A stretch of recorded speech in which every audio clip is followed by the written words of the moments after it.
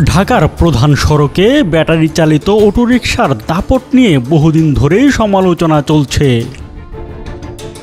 যানজট ও দুর্ঘটনার ঝুঁকি বাড়ায় এগুলোকে দায়ী করছেন অনেকে। এবার ক্ষোভ প্রকাশ করলেন টিভি অভিনেত্রী রোকেয়া জাহান চমক। সামাজিক যোগাযোগ মাধ্যমে দেওয়া তার সাম্প্রতিক একটি পোস্ট ঘিরে তৈরি হয়েছে তুমুল আলোচনা। সেখানে সরকারকে সরাসরি সতর্ক করে তিনি লিখেছেন, প্রধান সড়কে ব্যাটারি চালিত রিকশা চলতে থাকলে আগামী বছর থেকে আমি গাড়ির ট্যাক্স পরিশোধ করব না।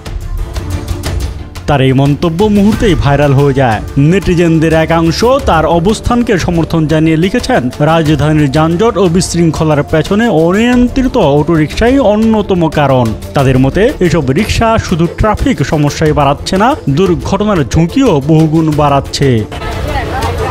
অন্যদিকে কেউ কেউ বিষয়টিকে ভিন্নভাবে দেখছেন। তাদের মতে নিম্ন আয়ের মানুষের জীবিকার সঙ্গে এই পরিবহন জড়িত। সঠিক নীতিমালা ও বিকল্প রুট না করে হুট করে সড়ক থেকে তুলে দিলে তার সমাজে নতুন সংকট ডেকে আনতে পারে। চমক অবশ্য এর আগেও বিভিন্ন সামাজিক বিষয়ে নিজের অবস্থান স্পষ্ট করেছেন। নারী অধিকার থেকে শুরু করে পারিবারিক মূল্যবোধ, সব ক্ষেত্রেই তার খোলামেলা মন্তব্য আলোচনায় এসেছে বারবার।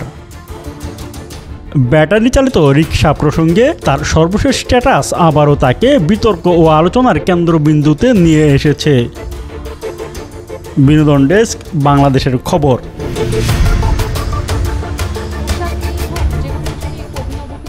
পছন্দ